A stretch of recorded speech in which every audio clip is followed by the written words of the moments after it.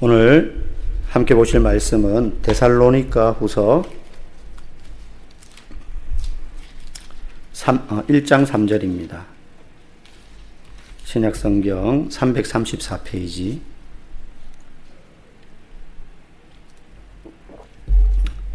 데살로니가 후서 1장 3절부터 우리 12절까지 교독하시고 12절은 같이 읽도록 하겠습니다. 형제들아, 우리가 너희를 위하여 항상 하나님께 감사할지니 이것이 당연함은 너희의 믿음이 더욱 자라고 너희가 다 각기 서로 사랑함이 풍성함이니.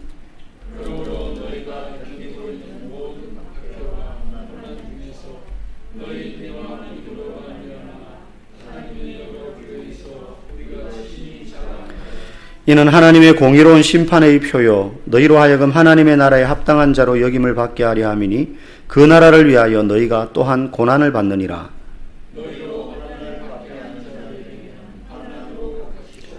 환난을 받는 너희에게는 우리와 함께 안식으로 갚으시는 것이 하나님의 공이시니 주 예수께서 자기의 능력의 천사들과 함께 하늘로부터 불꽃 가운데 나타나실 때에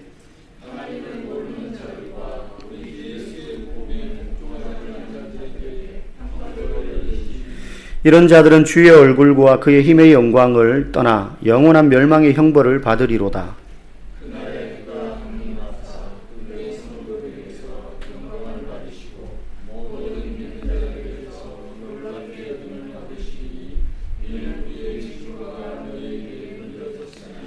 이러므로 우리도 항상 너희를 위하여 기도함은 우리 하나님이 너희를 그 부르심에 합당한 자로 여기시고 모든 선을 기뻐함과 믿음의 역사를 능력으로 이루게 하시고 우리 주 하나님과 주 예수 그리스도의 은혜대로 우리 주 예수의 이름이 너희 가운데서 영광을 받으시고 너희도 그 안에서 영광을 받게 하려 함이라.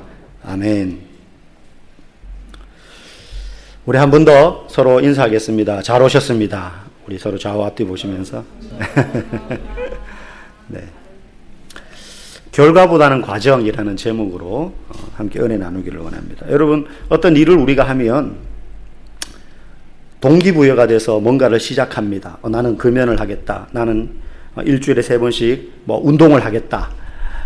뭐 다이어트를 하겠다. 뭐 이런 여러 가지 이제 동기를 가지고 뭔가를 시작할 때 과정이 뒤따르게 되어 있잖아요. 그렇죠? 여러분, 과정이 중요할까요? 그 과정 끝에 찾아오는 결과가 중요할까요? 결과가, 어떤 경쟁이라든지 뭐 스포츠 예를 들면 그런 거는 결과가 무엇보다 중요합니다. 과정에 좀 뭐 실수가 있고 착오가 있어도요, 결과가 잘 나오면 그걸로 다 이제 보완이 되는 거죠. 뭐 4년간 열심히 준비해서 올림픽에 출전하는데 준비는 정말 잘했는데 그 과정은 좋았는데 첫 경기에서 부상을 입어가지고 탈락해요. 그러면 그 4년간의 그 힘들었던 과정이 전혀 보상이 되지 않잖아요. 더 큰 아픔으로 다가오지 않겠습니까? 이렇게 스포츠 같은 경우는 결과가 너무너무 중요합니다. 그런데요, 스포츠 중에도요, 결과보다 과정이 중요하다는 것을 보여주는 실제 일화가 있었습니다. 캐서린 스위처라는 여자가 있었습니다. 젊은 이제 자매였어요. 이 자매가 1967년 전통과 역사를 자랑하는 미국 보스턴 마라톤 대회에 출전을 하는데, 그때까지 마라톤은 여자들은 출전할 수 없게 되어 있어요. 규정 자체가. 그런데 이 캐서린 스위처가 1967년 미국 보스턴 마라톤에 처음으로 출전을 합니다. 근데 당연히 출발선상에 서 있을 수는 없죠. 여자면은 아예 안 되니까. 그래가지고 땅 하고 어느 정도 선수들이 와 할 때 가에 풀숲에 숨어 있다가 중간에 뛰어나갔어요. 중간에. 그래서 당시에는 뭐 여러 가지 이제 뭐 좀 잘못된 의학 편견이죠. 여자가 마라톤을 하면 다리가 굵어지고 그러면 출산 능력이 저하된다. 뭐 이런 이제 편견 같은 게, 잘못된 이제 지식 같은 게 있어서 여성의 마라톤 참가를 금지하고 있을 때였습니다. 그래서 등록할 때도 자기 풀네임을 쓰면 여자 이름인 걸 아니까 이니셜만, 캐서린 스위처면은 뭐 KS 이런 식으로만 이렇게 한 거예요. 뭐 CS 이런 식으로. 그렇게 이제 풀숲에 숨어 있다가 탁 뛰쳐나간 겁니다. 근데 혼자 나간 건 아니고 남자친구가 같이 뛰어졌어요. 근데 뛰다가 보니까 중간중간에 감독관들이 있잖아요. 경기 진행 요원. 보니까는 이 캐서린 스위치가 껴서 뛰고 있는 거예요. 그래가지고 막 뛰어가가지고 그 여자를 막 잡으려. 이게요, 보스턴 마라톤 대회가 워낙 이제 유명한 대회니까 그거를 다 찍었어요. 그래가지고 그 다음날 막 신문에 대서특필이 되고 방송에 나오고요. 막 감독관이 이렇게 가가지고 이 여성 선수를 잡으려는. 그래서 나중에 막 끌려 나오고 막 이렇게 됩니다. 그러나 막 그거를 남자친구가 옆에서 같이 띄워줬잖아요. 막 붙잡는 거를 뿌리치고 끌려 나가는 거를 막고 해가지고 결국 완주를 합니다. 완주하게 돼요. 그 후 이 사건이 있었던 게 1967년이거든요. 그 후 1972년부터 여성의 마라톤 참가를 공식적으로 허용하도록 문화가 바뀌게 돼요. 문화가 바뀌게 돼요.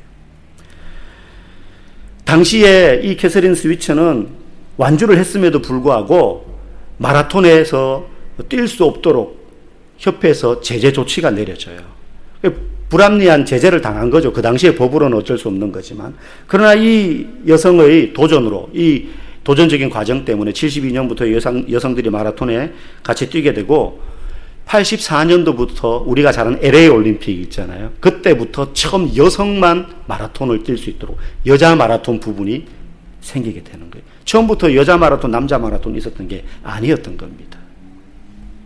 그래서 그때부터 여자 마라톤이 정식 종목으로 올림픽에 채택되고 나중에 그때 67년도에 보스턴 마라톤 대회에 출전하면서 그녀가 달았던 등번호 261번은 보스턴 마라톤 대회에서 조직위원회에서 영구 결번으로 기념하게 돼요. 그 캐서린 스위치의 업적을 기려가지고 2017년에 4월 18일 70이 넘은 캐서린 스위처가 보스턴 마라톤 대회에 다시 참가해서 풀코스를 완주합니다. 완주에 4시간 정도 걸려가지고 대단하지 않습니까? 나중에 물론 결과가 오랜 세월이 흘러서 좋은 결과가 나왔지만 그 당시에 그녀는 자기가 불이익 당할 걸 무릅쓰고 결과가 나빴지 않습니까? 예, 모든 비난을 한 몸에 안고 그리고 마라톤 조직위원회에서 이 사람의 이름은 쉽게 말하면 블랙리스트에 오르게 되었던 것입니다. 그런데 결국 그 힘들었던 과정을 거쳐서 아름다운 결과를 맺게 되었던 거예요. 신앙생활도 그렇습니다. 과정이 대단히 중요하다는 거예요. 과정이. 신앙생활을 하면 무조건 해피엔딩 승리만 있다? 꼭 그렇지는 않지 않습니까? 그죠? 그런데 그 결과를 만들어내는 과정을 하나님은 굉장히 눈여겨보신다는 거예요. 고난을 잘 견뎌가지고 승리하는 모습도 있을 수 있겠지만 그 고난의 과정을 어떻게 견뎌나가는지를 하나님은 더 잘 보시는 거예요. 여러분, 이스라엘 백성들이 가나안 땅에 들어가는 것보다 뭐에 하나님은 더 많은 시간을 할애하셨어요? 광야를 지나가는 시간이었어요. 광야를 지나가는 시간. 대부분 성도들은 신앙생활 할 때 어떤 그림을 그리느냐?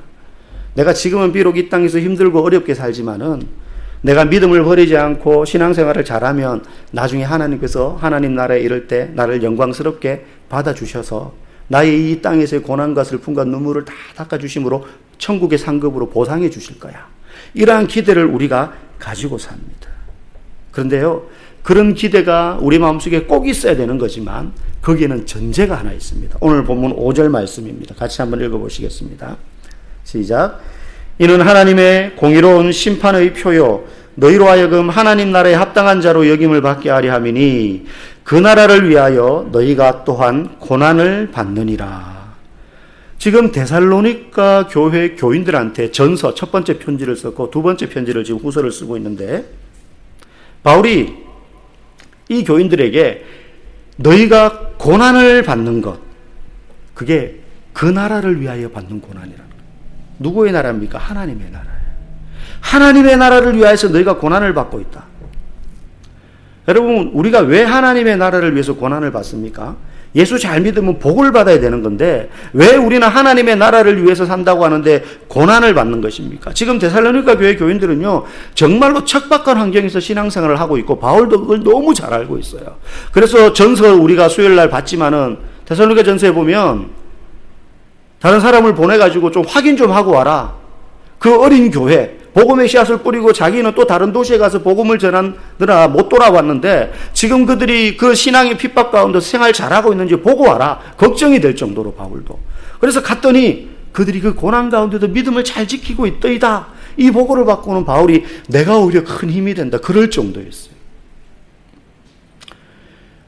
그건 너무 좋지만 이들이 지금 주를 위하여 고난을 받고 있는 거예요. 그게 현실이에요. 여러분, 왜 하나님 나라를 위하여 고난을 받습니까? 우리는 나의 안위를 위해서 신앙생활을 하지 않기 때문입니다. 여러분, 예수를 믿지 않는 다른 사람들은 다른 종교를 가지더라도 무슨 목적으로 가집니까? 내가 그 종교를, 그 신을, 그 대상을 열심히 잘 믿으면 내가 복 받을 거야. 오로지 내가 복받기 위한 목적으로 그런 종교를 가지는 거 아닙니까? 뭐 무속신앙인이든 뭐든 내가 열심히 지성을 들이고 힘을 하고 정성을 다하면 내가 복받을 거야. 그 목적으로 신앙생활을 하는 거예요, 그분들은.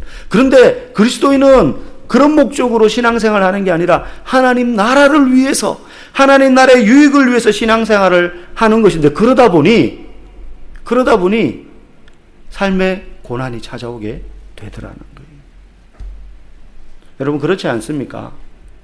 우리가 신앙생활을 열심히 잘 하려고 하다 보면 일단 피곤해요. 여러분, 지금 퇴근하고 여기 오셨지 않습니까? 그죠? 쉬거나 운동하거나 자기 개발을 하거나 뭐 이렇게 할 수 있는데, 아니 어쩌면 이 중에는 저녁도 못 드시고 지금 여기 오신 분도 계실 줄 압니다. 남들 잘 때, 놀 때 성경 읽어야 되고, 퇴근 후에 쉬지도 못하고 이렇게 예배에 와야 되고, 주말에 남들 다 가는 저 행도 미루고 교회 나와서는 앉아 있는데 크게 잘못한 것도 없는 것 같은데 앞에서 설교하는 사람은 회개하라고 막 외치고, 열심히 일해가지고 월급 받아서 사는데 헌금 안 하면 괜히 큰 죄 지은 것처럼 뭔가 양심의 가책도 막 느껴야 되고, 뭐 이 모양 저 모양으로 참 피곤한 신앙생활을 하는 것 같아요. 그런데도 우리가 이런 신앙생활을 하는 이유는 이 땅의 삶이 다 지나고 나면 나는 말할 수 없는 영광 가운데 하나님의 상급을 받으리라는 기대가 우리 안에 또 있는 것 아니겠습니까? 하지만 성경은 장래에 대한 소망을 우리가 가슴에 품고 살아야 되나? 그러니 이 땅에서는 힘들고 괴로워도 너 무조건 참아야 돼, 인내해야 돼, 이것만을 말하는 것이 아니라 이 땅에서 어떻게 살아가야 될지, 너 힘들고 괴롭지, 하나님 나라를 위하여서 너의 삶의 우선순위를, 네 안위, 너의 삶의 평안을 뒤로 내려놓고 하나님 나라의 기쁨과 영광을 위해서 네가 먼저 살려고 하다 보니 해야 될 것도 많고 외워야 될 것도 있고 헌신도 해야 되고 희생도 해야 되고 봉사도 하는데 힘들지. 그거 꼭 참고만 살면 되는 게 아니라 그 힘든 가운데에도 네가 어떻게 그 믿음을 잘 유지하고 사는지 그 과정을 나는 눈여겨본단다. 이게 하나님이 우리에게 기대하시는 바라는 거예요. 성경은 그래서 이 땅에서의 우리의 삶의 초점을 굉장히 많이 맞추고 있어요. 예수님이 마태복음 5장에서 7장까지 계속해서 하신 말씀은 너희가 이 땅에서 빛으로 소금으로 살아라. 형제를 사랑해라. 원한으로 갚지 마라. 기도할 때는 이렇게 해라. 가난한 자는 구제할 때 남이 모르게 구제해라. 이 땅에서 어떻게 해야 될 것에 대해서 예수님이 계속 말씀하시잖아요. 그저 예수를 믿으니까 나는 이 땅의 고난과 슬픔 견디고 참고 하다 보면 나중에 보상받을 거야가 아니라 이 땅에서 네가 감당해야 될 사명을 다한다면 이 땅에서도 하나님이 복을 주신다. 이 땅에서도 하나님이 너에게 응당한 대가로 갚으신다. 이게 오늘 우리가 읽은 3절에서 12절까지의 말씀이에요. 그래서 3절에서 5절까지는 너희가 당한 고난을 내가 잘 알고 있다. 근데 너희들이 그 고난 가운데도 믿음을 지키는 것 때문에 내가 너무 감사하다. 내가 이거를 다른 교회에도 막 자랑하고 싶어. 바울이 그런 얘기를 해요. 그리고 나서 6절부터 12절까지 권면하는 거예요. 너희들이 힘들지? 장래에 대한 소망을 잃지 마. 하나님이 다 갚아주실 거야. 다 갚아주실 거야. 근데 그 얘기만 하는 게 아니라 그럼에도 불구하고 그 소망을 품고 있음과 동시에 이 땅에서 그 척박한 환경 가운데 믿음을 지키기 위해서 내가 어떻게 살아야 될 것인가, 그 과정도 너무 중요해. 이걸 지금 바울이 권면하고 있는 겁니다. 그래서 예수님도 우리에게 뭐라고 말씀하셨습니까? 먼저 그의 나라와 그의 의를 구하라 그랬잖아요. 먹고 마시는 거 그거 다 걱정되는 거 알아. 그런데 그건 이방인들이 구하는 거야. 그걸 먼저 구하지 말고 먼저 하나님 나라와 의를 구하려고 살다 보면 하나님이 그거 책임져 주셔. 책임져 주셔. 만약에 결과만 중요하다고 한다면 굳이 우리한테 먼저 그의 나라와 그의 의를 구하라고 가르치실 필요도 없었을 거예요. 결과만 중요하다고 하면 그냥 이 땅에서 어떻게 해서든지 그냥 버티다가 주님 나라 가기만을 그냥 기다리고 있으면 돼. 예수님께서 육신으로 이 땅에 오셔서 고생하시다가 십자가에 못 박히실 필요도 없으셨어요. 그냥 간단하게 하나님이 직접 구원하시면 돼요. 기준 하나 딱 정해가지고. 그런데 예수님은 3년간 이 세상을 사시면서 하나님 나라에 대한 이야기를 하시는데 그 하나님 나라에 대한 이야기가 이 땅에는 존재하지 않는 저 천상에 있는 뜬구름과 같은 환상의 나라, 꿈과 환상의 나라에 대해서 이야기한 게 아니라 이 땅에서 너희가 어떻게 살아야 될지에 대해서 계속해서 말씀하셨고 그게 내가 오므로 이 땅에 이루어지는 하나님의 나라가 너희들을 통해서 이루어지는 방법이야. 너희가 어떻게 이 땅에서 사느냐 그 삶의 과정을 통해서 하나님의 나라가 이 땅에 점점 이루어져 가. 확장되는 거야 너희들을 통해서 라고 예수님은 우리에게 말씀하셨던 거예요. 그만큼 이 과정이 중요합니다. 이 과정이 중요한 거예요. 여러분 이스라엘 백성들이 출애굽해가지고 40년 동안 광야에서 과정이잖아요. 가나안 땅에 들어가기까지의 그 과정에 대해서 그 과정을 성실하게 다하지 못했다 보니 1세대는 광야에서 다 죽고 가나안에 못 들어가지 않았습니까? 그 과정을 잘 견뎌야 되는 겁니다. 바울은 데살로니가 교회 성도들에게 내가 너희를 보면서 감사하는 이유가 있다. 그러면서 이렇게 말합니다. 우리 3절 한번 읽어보겠습니다. 시작. 형제들아 우리가 너희를 위하여 항상 하나님께 감사할지니 이것이 당연함은 너희의 믿음이 더욱 자라고 너희가 다 각기 서로 사랑함이 풍성함이니 그들의 믿음이 자라고 사랑이 풍성해졌음을 내가 감사한다. 근데 그게 환경이 좋아서 그런 게 아니에요. 이들은 핍박 가운데 있거든요. 제가 우리 교회 보면 이제 꽃을 좋아하는 분들이 이제 여성도분들이 꽃을 이제 대부분 좋아합니다. 저희 집에도 이제 꽃을 좋아하는 분이 계셔가지고 가끔 꽃시장이나 꽃집을 같이 방문할 때가 있어요. 근데 사실은 저는 꽃시장을 가도 양재 꽃시장 그렇게 늘 크잖아요. 거기 가도 사실 크게 감흥이 없어요. 무슨 꽃인지 관심도 별로 없고 그냥 뭐 꽃이네. 좀 큰 꽃 보면 뭐 이 정도에 그냥 화려하네. 그 정도지 뭐 크게 감흥이 없어요. 저는 차라리 어벤져스 영화 이런 거 보면 더 감동받고 막 이러지 꽃 보고 이렇게 그렇게 뭐 그건 없는데 꽃을 보고 감탄할 때가 있습니다. 언제냐면 봄에 산에 갔을 때 벚꽃이 쫙 만개했을 때 철쭉이 쫙 피어있는 군락을 이루고 있는 산을 볼 때 그때는 와 예쁘다 이게 아니고 화분에 핀 꽃 그 몇 송이 보고 와 예쁘다 이게 아니고 우와 그러는 거지. 예쁘다는 말로는 부족한 거죠. 장관이다. 장관 우와 뭐 이런 소리가 저절로 나오는 겁니다. 이거는 온실이나 뭐 꽃집에서 볼 수 없는 그런 장관인 거예요. 자연 그대로의 감동을 경험할 때 그런 감탄이 나오고 감동이 되는 거 아니겠습니까? 왜 그렇습니까? 많이 펴있기 때문이기도 하겠지만은 온실이나 화분에서 꽃집처럼 누군가가 심거나 가꾸거나 영양제를 넣고 그렇게 하지 않았는데 사람들 몇백 몇천 명이 와가지고 가꾼들 그렇게 화려하게 야산에 필 수 있겠어요? 그게 주는 감동이 있잖아요.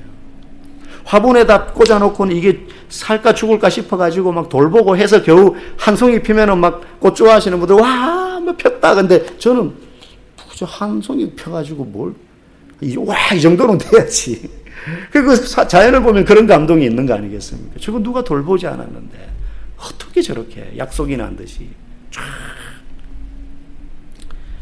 그 혹독한 비바람을 견디면서 꽃을 피우기 위해서 힘들게 버텨낸 그 생명력 거기에서 주는 감동인 거죠. 바울이 지금 그렇게 이야기하는 겁니다. 4절에 한번 읽어봅시다. 시작. 그러므로 너희가 견디고 있는 모든 박해와 환난 중에서 너희 인내와 믿음으로 말미암아 하나님의 여러 교회에서 우리가 친히 자랑하노라. 너희 그 믿음 생활 잘하는 거 내가 너무 감사해. 근데 더 보충해서 말합니다. 너희가 견디고 있는 모든 박해와 환난, 그 중에서도 그런 가운데에서도 너희 인내와 믿음으로 말미암아 그렇게 믿음의 꽃을 피우고 사랑으로 연합하고 하는 그 모습, 내가 그걸 다른 여러 교회에도 내가 자랑하고 다닌다는 거예요. 바울이 전도 여행하면서 많은 교회를 거치잖아요. 갈 때마다 내가 너네 자랑해. 너네 자랑해. 바울은 지금 데살로니가 교회 교인들이 그 모든 고난과 환난을 잘 견디고 승리해서 박수를 보내면서 그렇게 칭찬하고 격려하고 자랑하는 게 아닙니다. 데살로니가 교회 교인들은 과정 중에 있어요. 아직도 고난 가운데 있고 핍박 가운데 있습니다. 그들은 예수 믿는다는 이유 때문에 직장에서 쫓겨나고 장사를 접어야 되고 마을에서 공동체에서 친척들 가운데서 쫓겨나고 축출당하고 정든 고향을 등져야 되고 그런 처지에 있는데도 불구하고 그들이 그 과정을 믿음으로 잘 지키고 성도들이 사랑 안에서 풍성해져 있는 것을 보고 바울이 와 그리는 거예요. 대단하다 너희들. 아직까지 그들은 그 과정 중에 있어요. 그럼에도 불구하고 바울이 그 모습을 보고 너무너무 고마운 거예요. 감사한 거예요. 온실 속의 화초처럼 바람도 습도도 기온도 딱 알맞게 맞추어져서 산에 그렇게 꽃들이 핀 거 아닙니다. 비바람 맞죠. 서리도 맞죠. 겨울을 견뎠죠. 그걸 다 견디고 핀 꽃들 아닙니까? 사람이 돌보고 부러질 사람 묶어주고 그런 거 아니잖아요. 여전히 비바람을 맞고 내일 날씨가 어떻게 될지 알 수 없는 지경이. 우리의 삶도 그렇잖아요. 오늘은 무사히 지나갔지만 내일 또 무슨 일이 내 삶에 벌어질지 아무도 모를. 그래서 늘 우리 가운데 한켠에는 두려움이 존재합니다. 내일 어떻게 될까? 다음 주 어떻게 될까? 내 인생의 장래는 어떻게 될까? 그러나 이 교회 교인들은 믿음이 약하여지지 않았습니다. 오히려 그런 상황이었기에 더 기도의 자리로 나왔고 사랑으로 더 하나 되어 풍성해졌어요. 하나님에 대한 믿음을 굳건히 하였고요. 말씀의 항구에 그들의 삶이라는 배를 굳건히 붙들어 메었습니다. 그래서 흔들릴지언정 파손당하지 않았던 거예요. 폭풍우가 치는 밤을 견뎌내는 겁니다. 이 과정을 통해 그들의 믿음과 사랑은 더 풍성해진 것을 바울이 그 과정을 보고 듣고 내가 너희를 가는 교회마다 자랑해. 가는 교회마다 자랑해. 그러고 있는 겁니다. 하나님께서는 저와 여러분들에게도 그것을 동일하게 요구하신다고 생각합니다. 사람마다 견디는 그 강도는 다르겠죠. 고난과 환난의 강도도 종류도 다를 것입니다. 그런데 하나님은 그 종류와 강도와 상관없이 그 시간을 어떻게 믿음으로 잘 견뎌나가느냐. 그게 이 땅에서 장래에 대한 소망을 바라볼 뿐만 아니라 이 땅에서 그 삶을 잘 견뎌나가는 그 과정을 통해 하나님은 우리를 눈여겨보시고 인도하시고 견뎌낼 수 있는 힘을 주시고 함께 동행하실 줄로 믿습니다. 결과는 분명합니다. 오늘 6절 말씀처럼 승리의 결과, 분명히 하나님 나라에서 너희를 핍박하고 박해했던 악인들은 심판을 받고 너희들은 찬란한 상급을 받을 것이다 라고 바울도 언급하고 있습니다. 그 결과가 분명하다면 우리는 이 땅에서 두려워하지 말고 담대하게 이 하나님이 눈여겨보시는 믿음의 과정을 믿음으로 사랑 안에서 풍성해져서 우리가 서로 승리하며 격려하며 하나님 보실 때에 어디 가서든 자랑할 수 있는 그런 믿음의 성도들로 다 살아갈 수 있기를 주님의 이름으로 간절히 축복합니다.